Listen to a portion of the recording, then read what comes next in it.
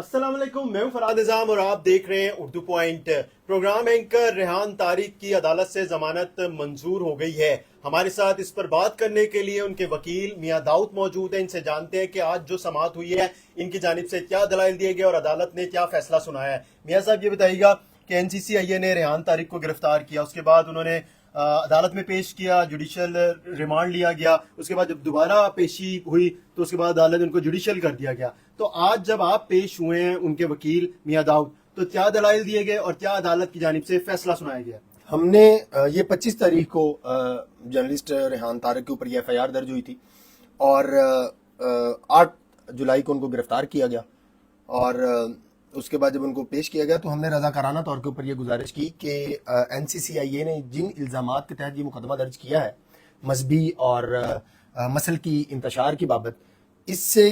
ज़्यादा संगीन इल्ज़ाम किसी जर्नलिस्ट के ऊपर नहीं हो सकता। इसलिए हम रजाकाराना तौर के ऊपर इस रिमांड को प्रोटेक्ट नहीं करते, लेकिन जो आज के दिन तक कानून तय है उसका हमें मौका दे दें कि मुल्ज़म का जो पहला वर्जन है वो आ जाए और उस वर्जन के बाद हमने गुज़श्ता 3-4 दिन मेहनत करके मोतबर उलमाए कराम के फतावा जात जो हैं वो अपने बयान के साथ पेश किए और सफ़ा मिसल के ऊपर लेके आए, जिसके बाद एनसीसीआईए के पास कोई और रिमांड मांगने की वजह नहीं रही और रेहान तारिक साहब जो है वो जुडिशल हो गए। जुडिशल होने के बाद कोई मुल्ज़म जो है वो अपनी ज़मानत दायर करता है। यही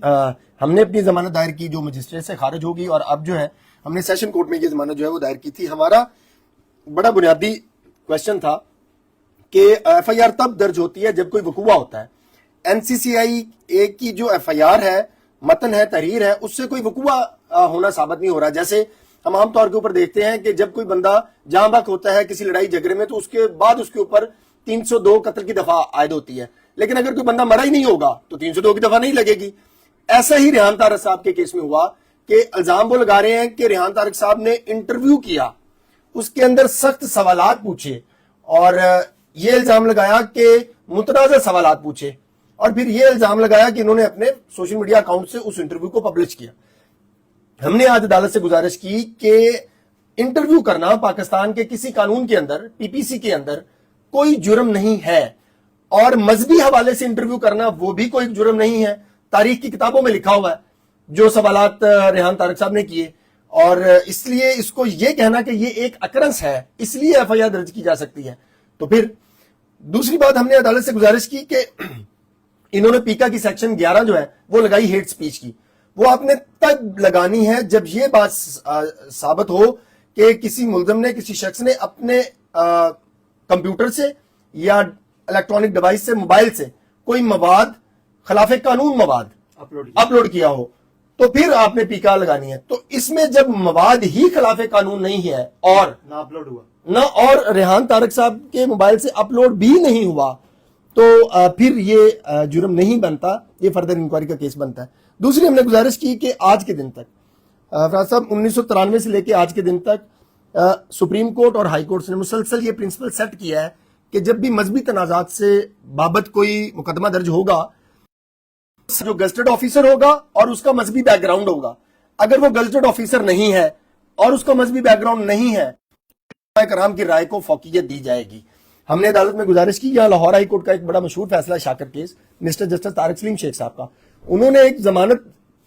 इससे ज्यादा सख्त दफात लगी थी, उसकी जमानत की दरख्वास्त में उन्होंने तमाम उलमाए कराम को जो मोतबर समझे जाते थे उनको रिक्वेस्ट की, वो अदालत है, उन्होंने अपना बयान रिकॉर्ड करवाया और उन्होंने कहा कि ये जुर्म नहीं बनता ये गुफ्तगू करना, ये सवालात पूछना, और उन्होंने मुल्ज़िम को जमानत के ऊपर रहा किया। फिर तीसरा चौथा हमारा पॉइंट ये था कि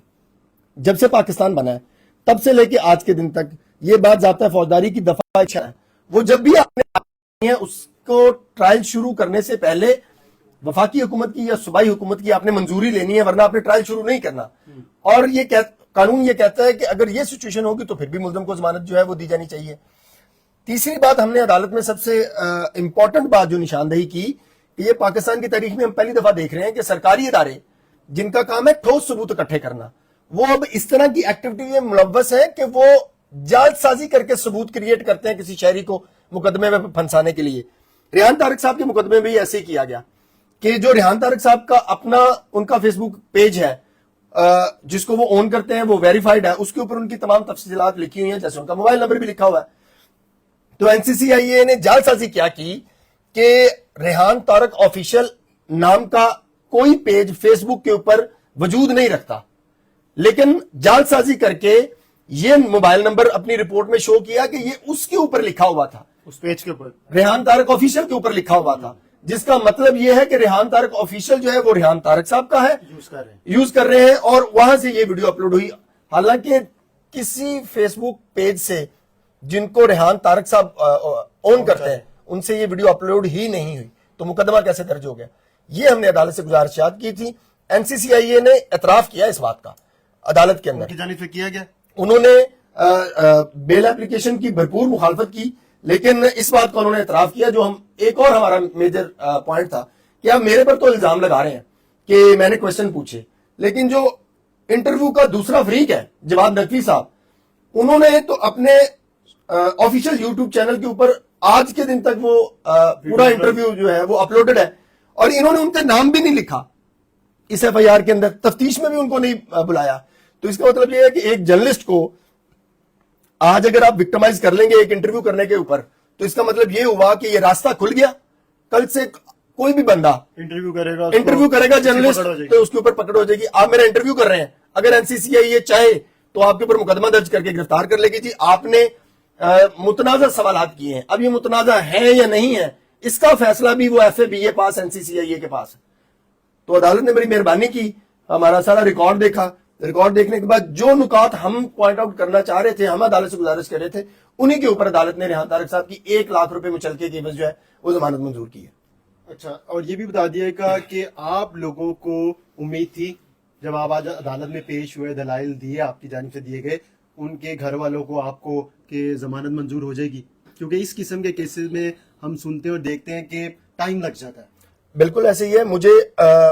عدالت سے تو امید کوئی نہیں تھی، لیکن اللہ رب العالمین کے اوپر بڑا بھروسہ تھا کہ کسی فورم کے اوپر جو بھی جج جوڈیشل مائنڈ اپلائی کرے گا وہ ضرور یہ دیکھے گا کہ یار وقوع تو ہوا نہیں ہے تو آپ نے بندہ کیوں گرفتار کر لیا۔ یہ بیسک بات تھی، اور یہی عدالت نے بھی اس بات کو، ہماری بات کو انڈورس کیا۔ یہ 3 صفحے کی ججمنٹ نصرت علی صدیقی صاحب ایڈیشنل سیشن جج ہے جنہوں نے یہ ضمانت منظور کی ہے، وہ مین پوائنٹ انہوں نے یہ رکھا کہ بھائی اکرس کدھر ہوا ہے، اکرس تو ہوا نہیں تو آپ نے گرفتار کیسے کر لیا۔ مجھے اللہ کے گھر سے بہت امید تھی، عدلیہ سے امید نہیں تھی، لیکن بہرحال معزز جج صاحب کا، سیشن عدالت کا شکریہ کہ انہوں نے اپنا ایکٹیولی جوڈیشل مائنڈ اپلائی کر کے مچل کے جمع کروا دیے گئے یا کب تک جمع کروا دیں گے؟ کورٹ کا ٹائم ختم ہونے کی وجہ سے مچلکے جو ہیں وہ جمع نہیں ہو سکے، کل جمع کرائیں گے، کل انشاءاللہ تعالی ارلی مارننگ جو ہے وہ جمع کروائیں گے، اور کل ریحان طارق صاحب جو ہیں وہ ہم پبلک میں، ہم صحافیوں میں موجود ہوں گے انشاءاللہ۔